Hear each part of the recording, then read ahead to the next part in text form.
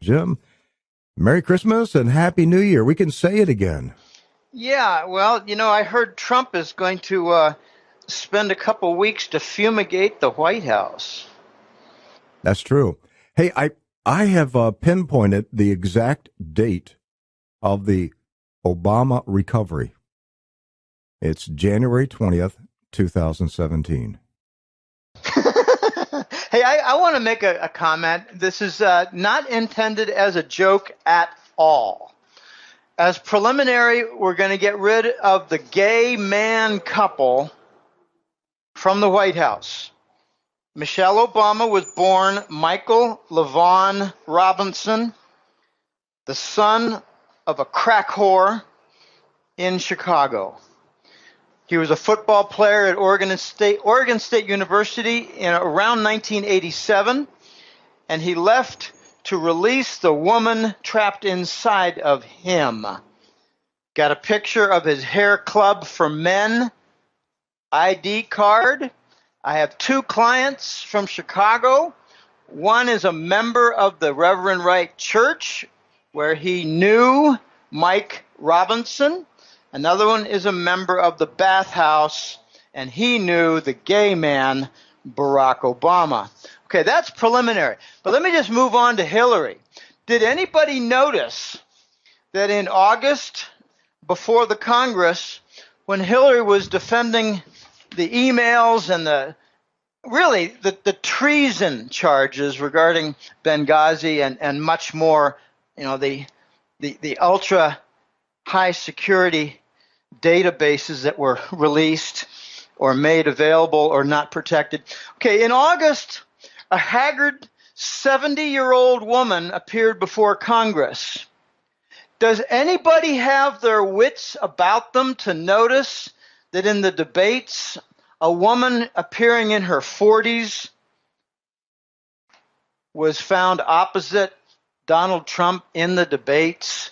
Not only a woman appearing in her 40s, but no wrinkles in her face and 7 inches smaller on her waistline, or as my mother would call it, her haunch.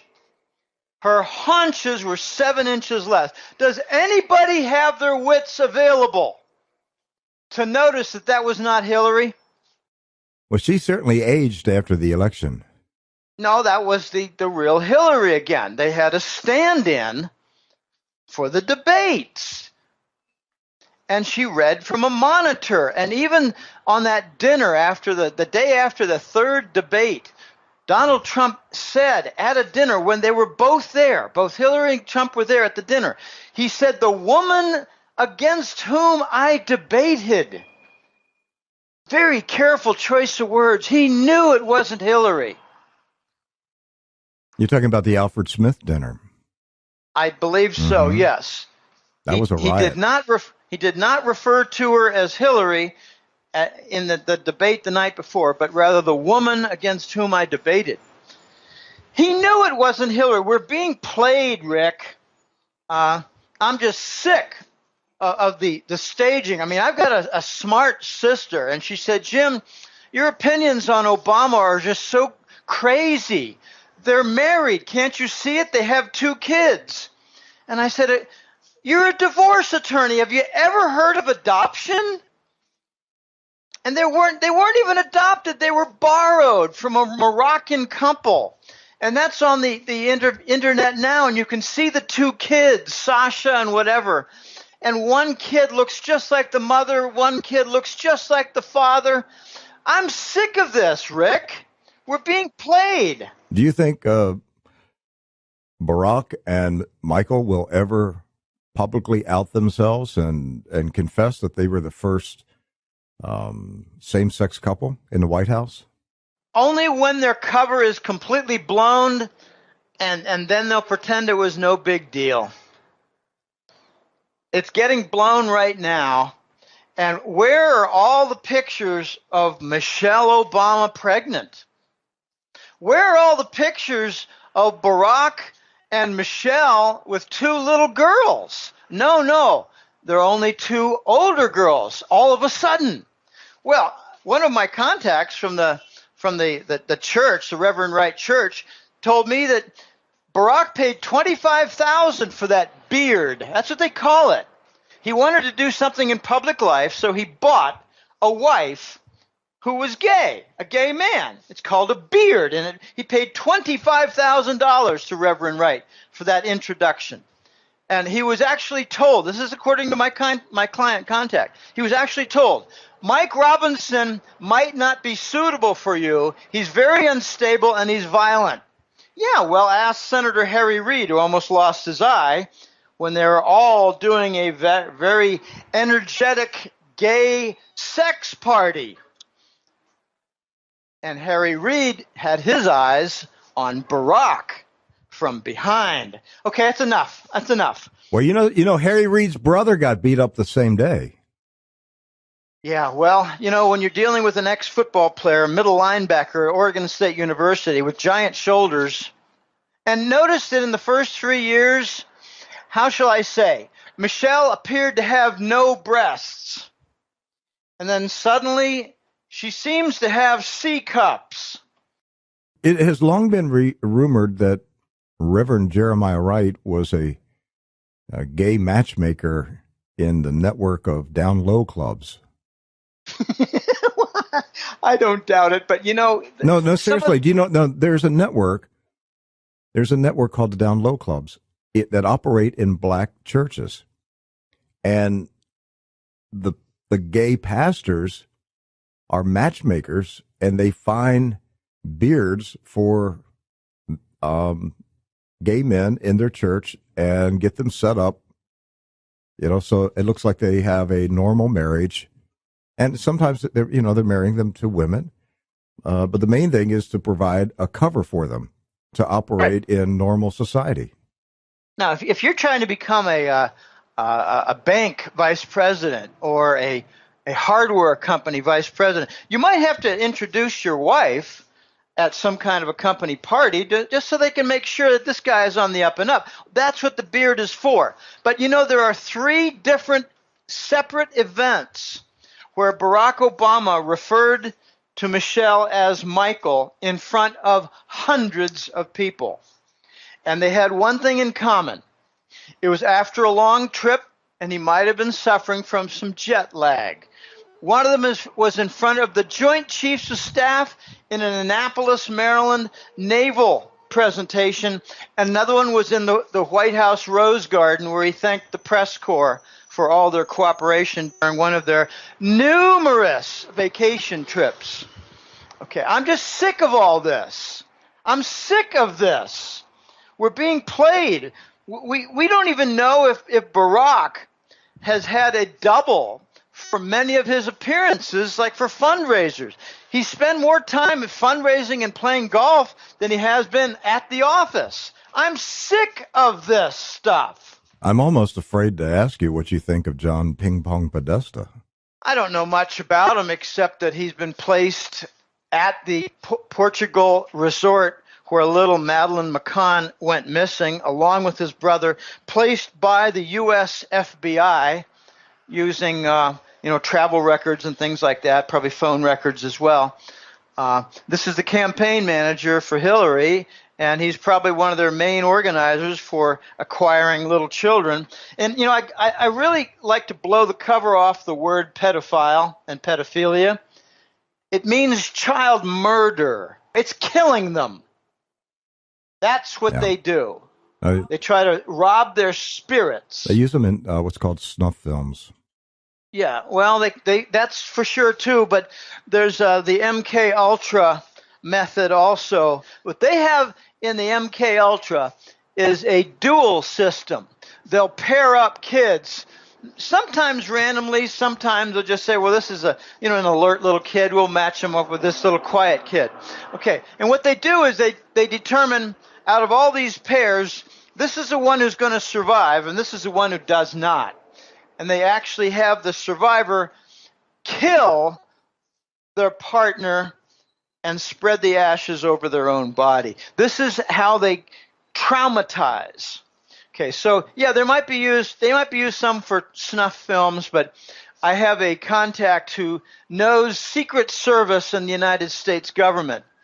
And he said, Jim, the stories would break your heart, curl your ears, and make you vomit for what these Secret Service people see. And I said, just give me one example. He said, well, I'll give you a good one. Ted Kennedy went down to the Mexican sex farm every 9 months. And he liked little 12, 13-year-old boys. And I said, so this is just, sick underage sex? And he said, oh, no. Ted liked to slit their throats afterwards sometimes. I said, what, when the little boy wasn't altogether pleasing? And he said, something like that. Who the heck knows, Jim? These are very sick people. Okay, this is what is being unmasked, Rick. And I'm a little bit disappointed in Trump that he's not furthering this investigation. He's not furthering the publicity of it all. He's trying to walk away. Okay, I've got mixed feelings about this because I share your concerns about it. Is he walking away from it, or is he wisely waiting? He just got through the Electoral College. The next thing is the ratification by the House, led by the House Speaker, Paul Ryan, and then the swearing in on January 20th. Is he wisely waiting until he gets in place and actually is in the White House before he opens up this can of snakes? Could be. It could be. Rick, it could very well be, but I have a little bit more of a realistic, sanguine, and pessimistic view. Trump has talked about cleaning the swamp, but I think he's going to have one leg in the swamp at all times. Just take a look at his cabinet appointments, and you could make the same point there. Well, he might be appointing a Goldman Sachs scum for Treasury, but maybe he's biding time until certain things are done, and then he'll get rid of them, say, after 2 years, or replace them after the first term. Maybe. It could be. I'm not going to give him too much benefit of the doubt when I saw some of his picks. Some of his picks are not just suspect, but if you have Goldman Sachs running Treasury, you've got no change at all in the dollar. Of course, you can make the argument that, Trump is just making sure that there's going to be plenty of QE, easy money, in order to set up the $1 trillion in projects for infrastructure in the United States, which, by the way, will have a gigantic trickle-down positive effect. I mean, Rick, that would have 20 times, maybe 100 times the power of trickle-down compared to Obama's moronic stimulus plan that basically just put money in consumers' pockets, and it evaporated in 6 to 10 weeks. Jim, have you noticed that Goldman Sachs never maneuvers to have their man in agriculture or VA or HUD? I mean, well, I'm not sure they have any guys for that. I'm just saying, it's Treasury. They want Treasury. Treasury's powerful. That's where they fight it. Well, ever since 1992, when Robert Rubin was assigned at Treasury, but there was someone before that. It was. I think his name was Michael Regan in the Reagan administration. Regan. I think Michael Regan was a Goldman Sachs or a Wall Street animal, put it that way. And he changed to become chief of staff. I remember that very clearly, but I'm not real clear on where he came from. But I remember that there was a lot of talk in the Reagan administration. Oh my gosh, Reagan assigned a Wall Street guy to be Treasury head. And that was the big news item. And it was Regan, not Reagan, but Regan in the Reagan administration. Okay, so, they're running the Treasury Department. They're ransacking all the machinery for whatever they can get on insider trading. I mean, I'd love to know the record of losses for Goldman Sachs trades when it had to do with anything related to the government in the United States. I don't think they have any losses. I think they've got about a $500 streak event of positive gains. In other words, they tipped themselves off, and they just take a look. They probably had, call options on the TNX for the big rise in the 10-year yield. They probably made a ton of money on that. By the way, I got a little opinion that came from Euroraj that you might find interesting, Rick. Mm-hmm. Okay, the treasury bonds have risen in yield.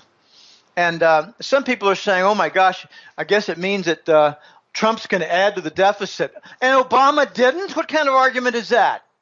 Doesn't make any sense at all. No, it has to do with something a little bit deeper. Euroraj said, Jim, I did a kind of a tour of several guys very well connected in Europe. And here's what I learned from my London and Europe connections. The treasury bond yield didn't offer the Japanese a sufficient differential to do arbitrage. In other words, the carry trade in reverse. They'd borrow their own money. Actually, it's kind of funny and ridiculous. They'd borrow their own money and get paid for it because they have negative interest rate. And then they'd go invest in the 10-year yield, 10-year bond with the United States government, and they'd earn the VIG as the difference. Well, the Japanese made a threat, apparently, a few months ago.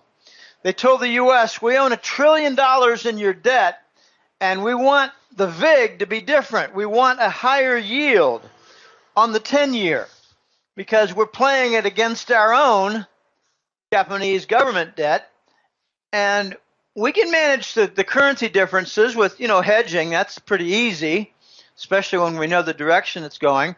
The yen is falling in value, which offsets their gain. They can manage that. That's simple. You make that zero risk. You know exactly what your investment is in dollar terms, and you have exactly that in the dollar versus yen and in your futures contract to hedge against it. So the Japanese threatened, look, you're going through hell right now with the Chinese dumping your treasury bonds. You don't want us in Japan to dump our treasury bonds because we got another trillion. And now you actually have the Japanese a little bit higher in their bond holdings. I think it's 1.113 trillion, and the Chinese are much closer to 1.00 trillion. So the Japanese said, you don't want a second Asian country to dump your treasuries. How about you work out on your Department of Treasury very handy-dandy exchange stabilization fund, that multi-trillion-dollar fund. Give us a little bit bigger yield. So since July, it's gone from 1.7 or so to about 2.3. And the chart looks really dangerous here, Rick. I think it's going to move toward 3% in the first several months of next year. So that's the little justification for the higher yield. It's not from, there's more supply on U.S. government debt. What a dumb argument that is. Obama has increased, the Obama 2 administrations have increased the debt, I think something like $7 or $8 trillion. And now we've got a new phenomenon. We had a 1.3 or $1.4 trillion deficit last year, the fiscal year, for the U.S. government, and we're on track for over $2 trillion this year. But, we have a sluggish recovery, which in my opinion is the fascist economic garbage. They can't say we have a recession that's vicious. It's getting worse. It's getting worse, and I have my own little methods for telling that it's getting worse from my business and a couple of clients and colleagues who report to me their business, and a carpenter friend in Philadelphia. Lots and lots of different pieces of information. What's happening with car loans and home mortgages? Well, we have something like a 45 basis point rise in the 30-year mortgage just in the last few months. How do you think that's going to hit the U.S. housing market? So we have a dwindling number of applicants for home loans who qualify at the 700 level or 750 level on the what do they call that thing? Their credit report. It has a 4-letter Fair Isaac. It comes from Fair Isaac anyway. FICA? No, I can't remember. Mm-hmm. There's a 4-letter for their score, credit score. It relates to something that was set up by Fair Isaac Company. So you're going to have fewer qualifiers, and at the same time, the rate's going up, and the amount per month is going to go up. It's still ridiculously low. I find a 30-year mortgage in the current environment to be a risk that I, as a banker, would not take in underwriting a home loan. I'd be suspicious of the person's ability to repay the loan. I'd be suspicious of the person's ability to maintain a job for even a 2-year period, let alone 30. So I think we're going to see, actually, I had a chart of Australia, Canada, United States, Europe, and a couple of other countries for their real estate index. And believe it or not, the most vulnerable right now to a severe pullback in housing prices is Australia. They're being pushed up by Chinese buyers.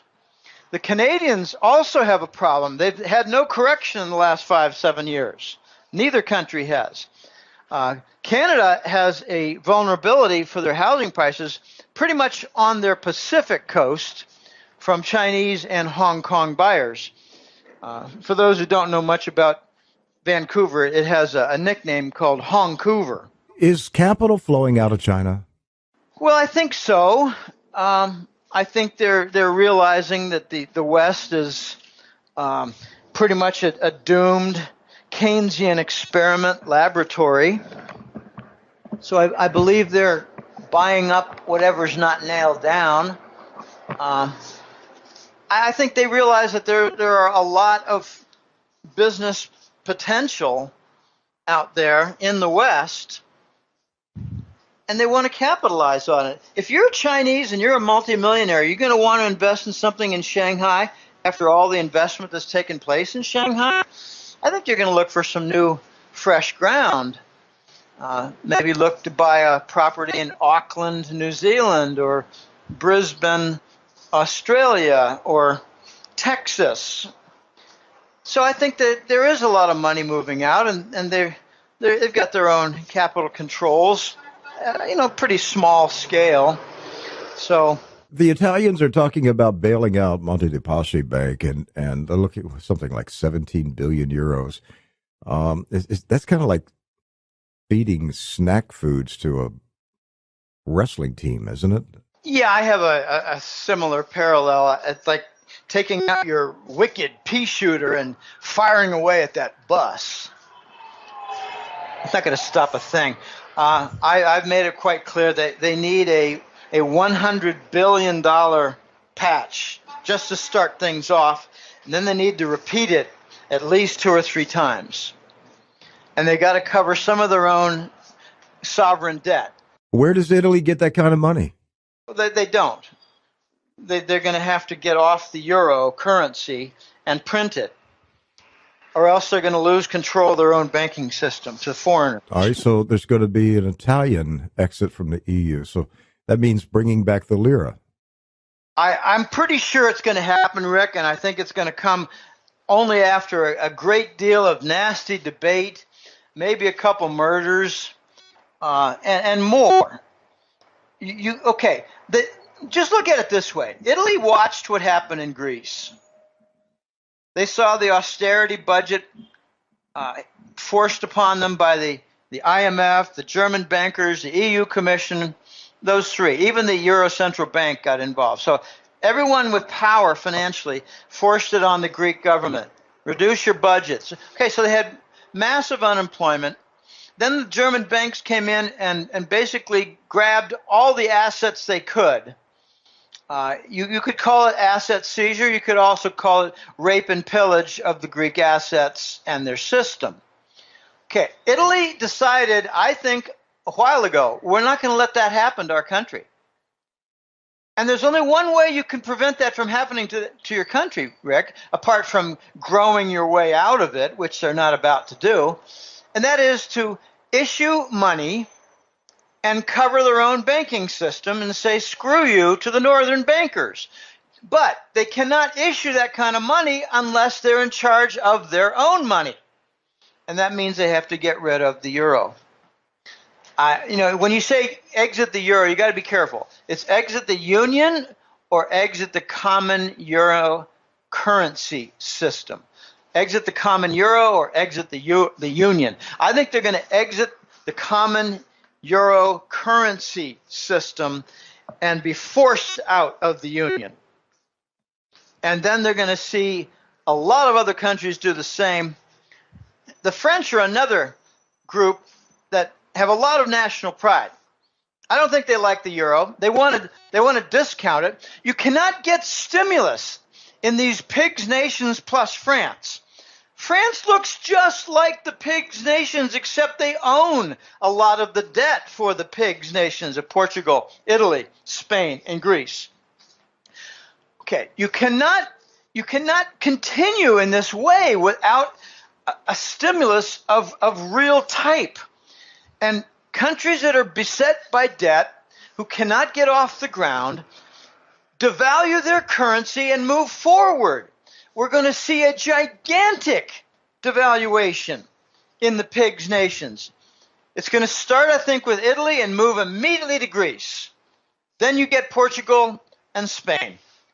I'm talking about a 30% devaluation out of the gate and probably another 30% shortly after that. The Italians have €1 trillion of government debt. They need to cover some of that.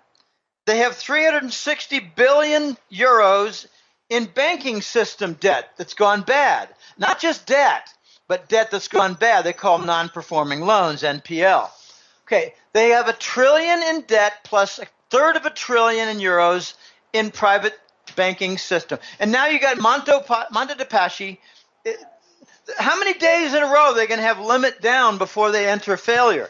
I've got a client who said, Jim, I know about these things. Goldman Sachs will just come up with a huge amount of money, and it'll have a source of the Euro Central Bank, and they'll find a way to have it devoted pretty much to the European banking system, the ones that are teetering, and the problem will go away for a couple months. They don't want the global currency reset to happen on an Italian event.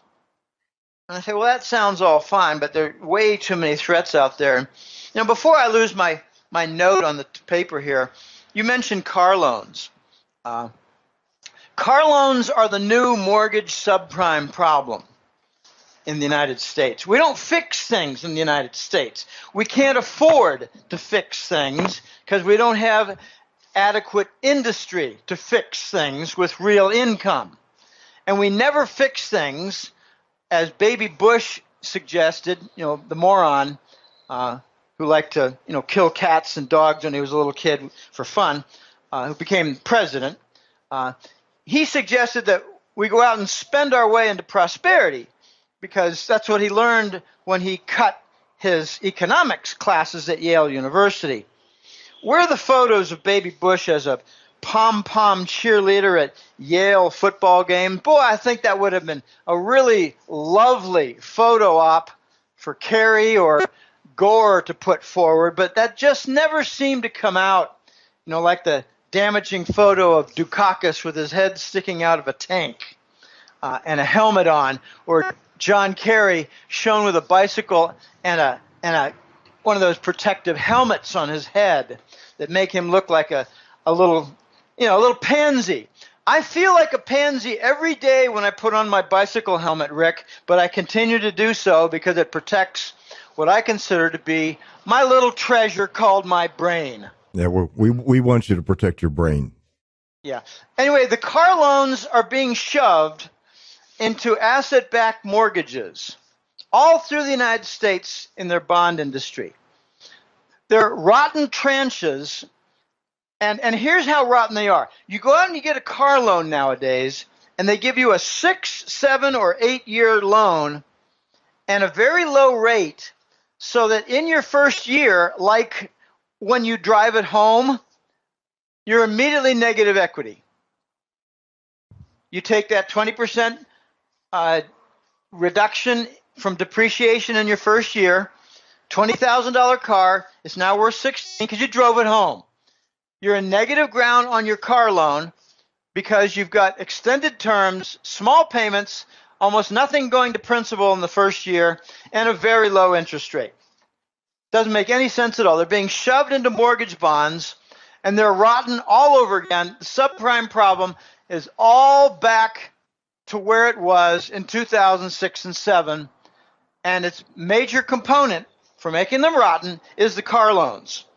All right, so, back to Italy. I've got a bunch of interesting information and charts for the Italian situation, and it's really a European situation.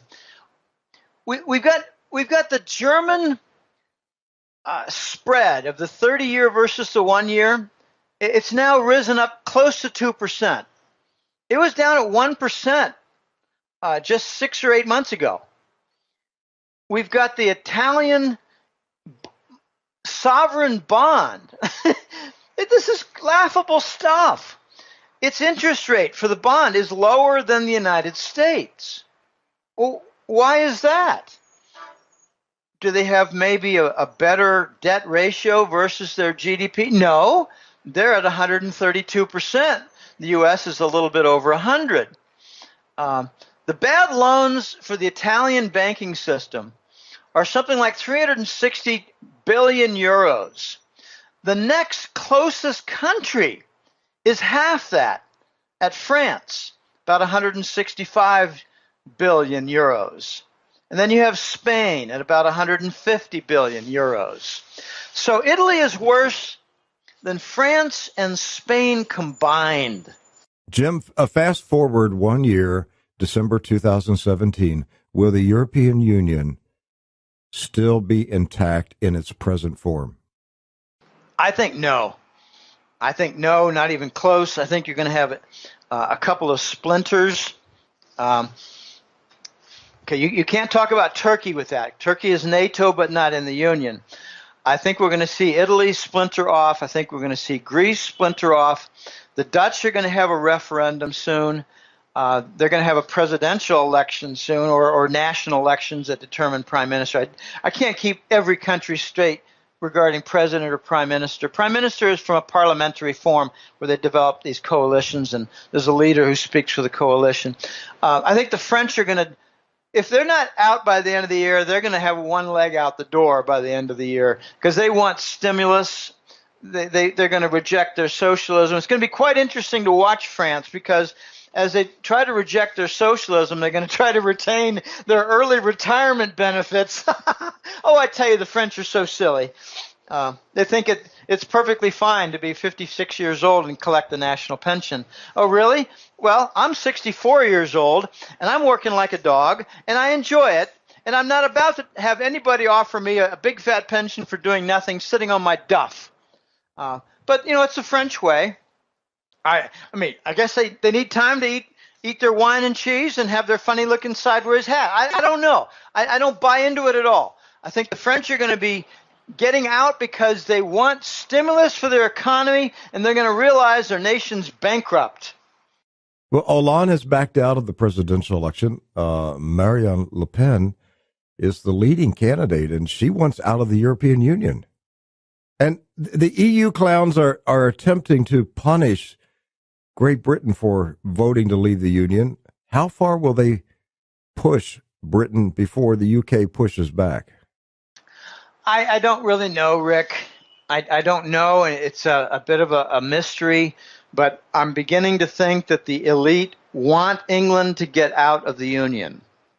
I know that sounds a little backwards because the British banking system is losing their passport right for the entire industry, where they must pay extra in order to continue doing business with the EU continent of countries.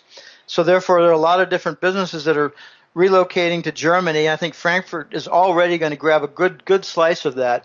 But here's a reason why the elite might have wanted all along for England to get out of the Union. Well, here's a preface.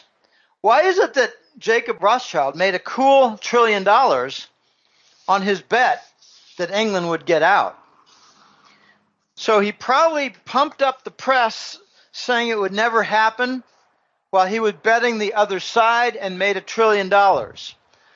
To me, that means a few things.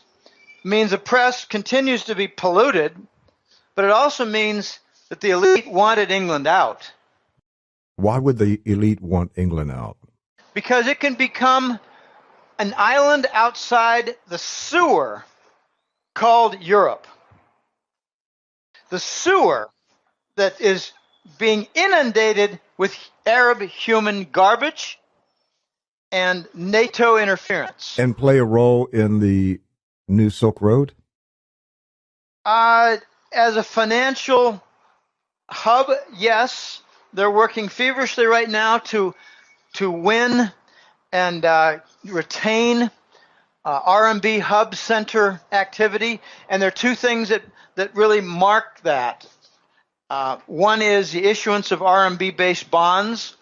Don't be surprised if the Italian government issues $5 and $10 billion tranches of bonds to fund the Italian deficit that are RMB denominated, sold to investors in England. Don't be surprised by that. The other function of the RMB Center is just simple currency movements and translation. The European continent has a bunch of different needs for currencies, whether it's euro or something else, the British pound, etc. And they move it through and get their RMB out and send it back to China. It has to be done somewhere. Well, they can do it in Frankfurt, Germany. They can do it in Paris. They can do it in Zurich, Switzerland. They can do it in London, England. London is going to be working very hard in a competitive way to retain some financial business. And Rothschild probably figures, well, let them deal with their passport problems for the bankers, the passport advantage. And they'll work it out. It's not going to be all that simple, but I think it's along the lines of George Orwell. Only if England separates itself from the European Union can they remain masters of Oceania. They don't want to get bogged down by Europe. They don't want the European Commission, the unelected fascists, to tell England what to do. They're done with that. No, they want some independence, and they're going to get it. But it comes at a price of the passport issue and the banking industry. I think Great Britain should just remind Brussels that England has nuclear-armed Trident submarines. I'd say stop it. I have enough of this craziness coming out of Brussels. We voted to leave. Shut up. We're out. Well, that sounds pretty nice and simple and a lot of chest pounding there. But I think the Belgians might say, we're going to deny you access to little boys and little girls for your pedophilia. And then that would hit hard at the elite of Great Britain. Hey, what is all this talk going on in India about its rapid movement toward a cashless society and the Indian government's attack on gold? To be honest, Rick, I followed this a little bit, but whenever I hear cashless, my mind goes blank. I think it's one of the dumbest initiatives ever to come out of the Western elite. The second dumbest is negative interest rates. If you're offered negative interest rate, you think immediately about moving your money out of the banking system and into something that pays a yield and offers you something for the future in the way of a gain. If there's a cashless requirement, I think you exit the country. What's going on in India, I believe, right now is the suicide of Prime Minister Modi. He was probably given some orders by London, and I don't know what incentive, whether it's profit or we just won't kill you next week. But I think Modi was told, we need you to cooperate. The Bank for International Settlements needs some progress, and we want something coming from these Indian temples, and all that gold It's somewhere between 15 and 20,000 tons. I asked my smartest Indian contacts, and they say it's around 17 or 18,000 tons of gold combined for the temples and the households.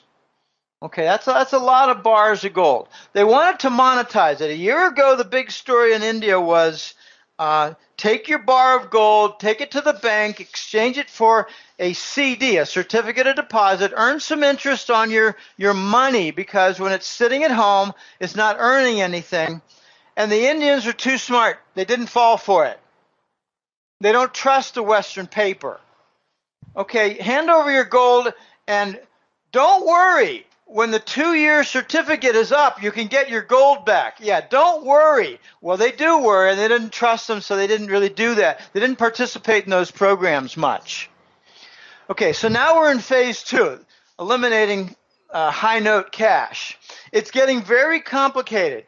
And Euroraj, on my team of colleagues, comes from that corner. He follows 3 countries very closely: India, Turkey, and Iran. And he said, Jim, here's my quick 2 cents on what's happening in India. The Pakistanis are using a lot of high denomination counterfeit bills, moving them across and buying a lot of weapons and blowing things up terrorist style. So the Indian government decided the best way to stop that is to, obviously work hard on the arms sales, like rocket launchers and grenades and whatever. But they also decided, let's go after the big bills for the currency, because that's almost exclusively what they were buying with, using the big currency to buy the weapons and using that to blow things up in India. Okay, for those who don't understand, Pakistan and India have religious differences, Hindu versus Muslim. Pakistanis are Muslim. Very complicated, but what I'm hearing now, that we've been in this for over a month, is that several industries, the jewelry, leather, a number of other industries, are all really flat on their backs with big declines in activity economically. There are millions of people moving back to their little native villages, disgruntled. There are lots and lots of wealthy people who are out a lot of money because of the bill confiscation, and they're trying to offset that with a different movement to exchange for other currency in the banks, and that might be successful to some extent, but they've rendered way too much damage to their economy, and I think Modi is going to get thrown out of office or put into a funeral pyre. One of the two. I don't know which. I don't really care. But he's committed suicide, not suicide politically. He's committed suicide. You just haven't read yet about his death. Hey, Jim, what's this talk about Dubai imploding? Well, this is a tough topic. I don't like revealing all of my sources regarding this because he's asked not. Well, it's just you and me talking right now. Oh, yeah, right. Well, let me give you a preface about Dubai. They built towers. And you saw in the last Fast and Furious movie with Vin Diesel, you saw the craziness of shooting a car from one tower to another. These towers don't have sewage systems. Okay? That's just so you understand how primitive these little cities in the sand are. They don't have sewage, plumbing, tubing, and treatment centers. They do a weekly series of trucks. Okay, that's how backward they are. But what's been going on for the last year, and I'm not an expert on this, I just get an update once in a while from a fellow who says, Jim, just don't blow my cover. What the UAE princes are doing. UAE is United Arab Emirates, and they've got Dubai, they got Abu Dhabi, and they got a couple of other, but those are the two big ones, the wealthy ones. Abu Dhabi is the major wealth center in UAE. What they're doing now is reacting for the last year or more to a severe decline in income. I was told 4 years ago they're peeing in their pants for owning over $1 trillion in U.S. government debt, treasury bonds. Overexposed because they were lazy. I actually got an offer. This is kind of funny. In 2014, I got an offer from a fellow in Abu Dhabi wanting to hire me and retain me for advice on how to diversify out of treasury bonds. And it didn't go anywhere, not because of any error I made. It's because I think his princes got a hold of him and said, no, we don't want to expose our vulnerability and stupidity and laziness to the Western world through a newsletter writer who's got a big mouth. That's me. So they've got all this exposure. They've got all this, 50% lower income. And they've got all their lavish spending. You want to wreck someone who's really wealthy? You put him on a 15 to 20 year period where he can be lavish and blow money and not have any consequence, then cut his income in half. Oh my goodness. So he will not cut back on, say, welfare, rice and beans here in Latin America. I don't know what they use for welfare in Arab countries, but they do have their welfare for the poor. But you don't cut that back because they'll storm the palace. Okay, so you cut back in lots of different ways. What they're doing in Dubai right now is financial fraud. They're hiring Western companies like McKinsey and Ernst & Young, I think. They're hiring them to falsify documents and to seize assets from businesses located in Dubai. But what they're basically saying is, we want you to leave, but your money to stay behind.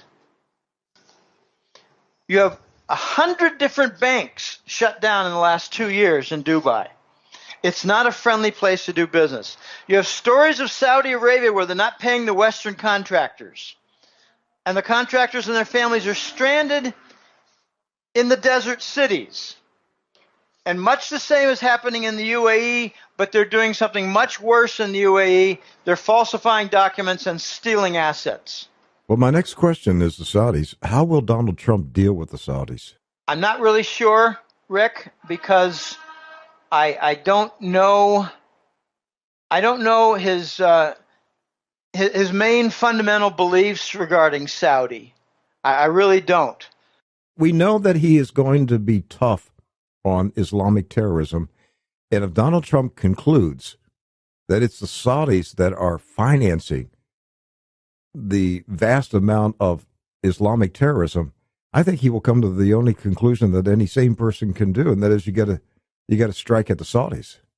Well, there are three groups that are all wealthy in the Arab oil monarchy region that are funding ISIS. It's not just Saudi, it's Qatar and the UAE. It's going to be interesting to watch. I don't know how it's going to turn out, and here's why. He has made statements that he wants to end the terrorism. He wants to clean up ISIS. But I don't know that he's going to go after the origin of ISIS, which is in Langley and the U.S. government. Do you? Okay, let me bring this up. Is the CIA running a disinformation campaign to undermine President-elect Trump before he enters the White House? I don't know. I don't really entertain questions like that. I don't know. Okay, we'll move on. I believe.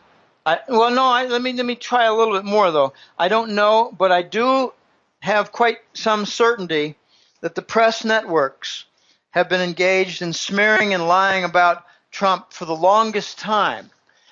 And I believe the ties between the executive offices and Langley are tight. I've been watching this. ISIS issue with regard to Trump for some time now. I noticed that there were two flips with Trump during the primaries, like very near the April Super Tuesday. He used to say things like, before the Super Tuesday, he used to say things like, we need to clean up ISIS. We need to make sure that it doesn't come to our soil. We need to clean it up, find its origin, kick it out, destroy it at its root. And then afterwards, he started talking more about ISIS as a foreign terrorist initiative that was really with its basis in the Arab world. And it looked to me like he was trying to distance himself from any acknowledgement that it was a Langley baby. The second flip that I noticed, he said way back when he started the presidential run, we need to cut back the U.S. military budget. It's ridiculous. It's like half our deficit, almost half our deficit, and we don't really get the economic benefit from it. It's bankrupting our country. And then after the Super Tuesday, it was more like, well, we need the strongest military in the world so no one will even dare think about attacking us. Okay, you got to remember, the U.S. defense industry is a $1 trillion industry that relies on inertia and continued war. This is where I think Trump is going to sell out. All right, let me throw this out to you, Jim. He has front-end loaded his cabinet with 4 or 5 retired U.S. generals. Is he stacking the cabinet with retired generals in preparation of a confrontation with the CIA? Possibly, yes. I thought you were going to ask in a different form. But yes, first of all, I think the generals constitute a civilian coup d'etat. All right, you want to elaborate on that one? There's been a lot of talk in the last year or two about how the military and all the dismissed generals and admirals, 500 of them, have been organizing in a movement called America First. They've had regular meetings in Idaho. Are you talking about General Paul Vallely? I don't know which generals. He's the leader of it, America's First, yeah. Okay, well, America First has a goal of reinstituting the U.S. Constitution, yes, and dumping the Patriot Act. In other words, going back to the Republic and getting rid of the fascist state. Yes, absolutely. Okay, so I think what we're seeing here is partly that effect in the form of a private coup. There's more to this. I think Trump had to make a deal with 2 very powerful groups in order to win the White House. The first one was the call it Pentagon/Langley White Hat. The good guys in the Pentagon, the good guys in Langley who want to see our nation restored to greatness and who have seen the Bush family and the neocon bankers wreck it all. Okay.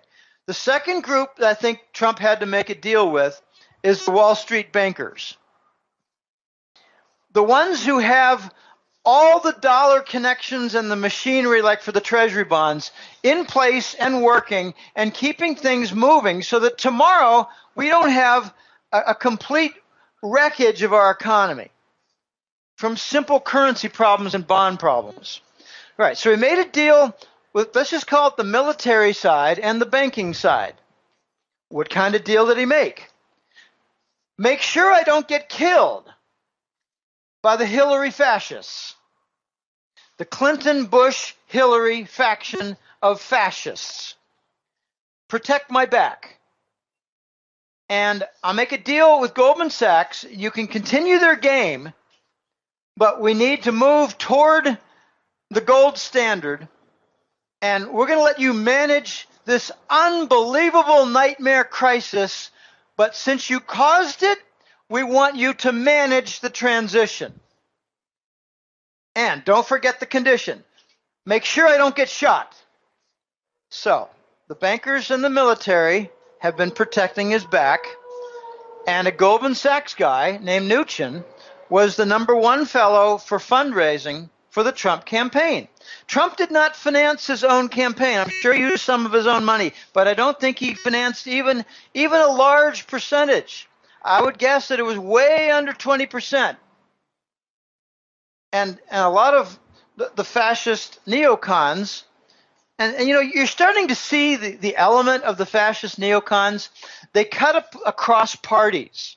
I've had this argument with my brother many times. He said, Jim, neocons Republican. I like the Democrats. I like Obama. He's from my district. I said, John, you're an idiot. You're Phi Beta Kappa, economics and political science. You don't know anything about money, and you don't know anything about fascism. All you know is stuff you learned in a book, and it's all very, very neat and clean, but it does not apply to this real world because the fascist neocons are both Democrat and Republican, and you're so slow, you're so dumb, you didn't realize that the State Department from the Bush II administration is basically the same people in the Obama State Department, and their little pet project was called Ukraine. Where have you been? And he said, well, I don't know about all that. All right, Jim, as we're down to about 2 minutes here. So Barack Obama on a Friday made a threat here in December. He made a threat that the U.S. would strike Russia at a time of its choosing and a way of its choosing. That was on a Friday. He made this comment on NPR, on National Public Radio, and actually the story came out Thursday night. On the following Monday, 2 high-level Russian diplomats were assassinated. Is there a connection? Well, let me just say that the assassination in Turkey appeared to happen without any pool of blood on the floor. Did you not notice that? Well, for 5 shots in the back, I was wondering where the blood went. There should be a lot of blood. It wasn't a shot in the head, but you do just 2 shots in the chest, and you're going to see a lot of blood, and I don't see any on that picture, so I'm not sure what that was. But let's assume it's real. I think what has happened now is Brennan of the CIA, who does not like Trump, is trying to sabotage the Trump administration before it even is inaugurated by setting him up with intractable problems with respect to Russia, so that Russia might actually say, look, we're going to take 6 months off. We don't even want to talk to you, Americans, because we're still dealing with some of your violence. And it's not going to be the Trump side that does it. It's going to be the Obama fascists who cut across Democrat and Republican lines. Why is McCain such a good buddy of Obama's foreign policy, except that he's also a fascist? This is Republican, Democrat crossing the line. They never disagree on anything with respect to war and foreign policy. So we're seeing some sabotage start early, and I think it's going to continue. There have been 2 or 3 events, and Obama has done a number of things. He's also opened the gates for a tremendous amount of Arab human garbage to come into the United States without proper vetting. Since when do they have the right to come into the country without passing the immigration requirements? Oh, I know, so they can vote in November. Yeah, I get it. There's much more. We're going to see, I think, the climax of this Russian issue with respect to Trump coming up with the appointment and debate for Rex Tillerson, ex-CEO of ExxonMobil, because he received I can't remember exactly, Friend of Russia or a Friend of something award, basically a friend of the Kremlin. He got an award a few years ago. For what? Doing honest business with Russia. Do we have to be at war with Russia? I mean, I'm an independent thinking person, and I resent the fact that the Rothschilds and their bankers and their media networks are telling me that Russia is an enemy and lying to me about what was done in Ukraine when I know full and well it was a $5 billion State Department project run by Victoria Nuland and the Mossad of Israel to overturn in the Maidan with thousands of vials of amphetamine and rooftop snipers who were hired to create this Ukrainian regime that recently, by the way, Rick, has been told you're going to be orphaned as of January. I think we're going to see some pretty interesting events take place in Ukraine in the first few months. I haven't been thinking about Ukraine and what is going to happen there when Trump comes into the White House. Orphaned. They're told you're on your own. You're not going to get U.S. State Department assistance.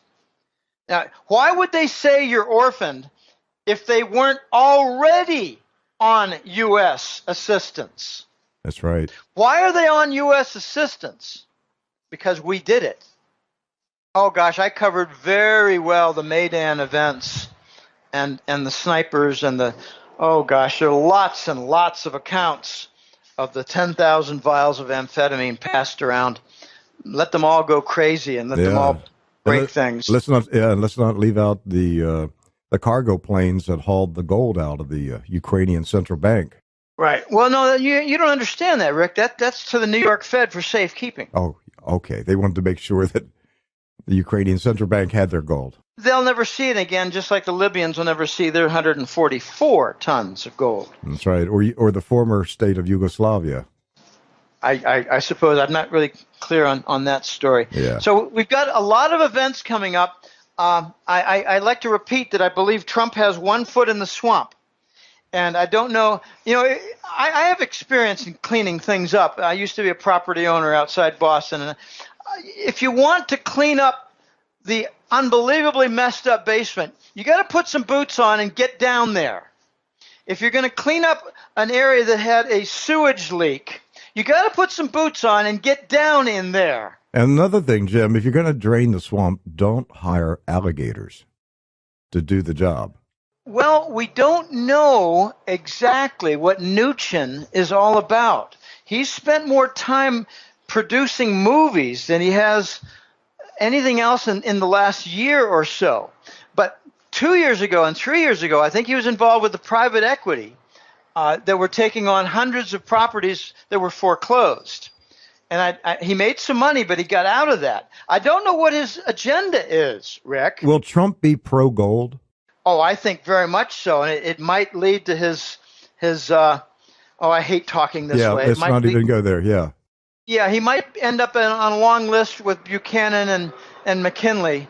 But not, Lincoln is kind of that ilk, but not quite. He owns a Continental Dollar and all. It's a very, very ugly scene. But let's just put it that most presidents who run on the gold standard don't live long.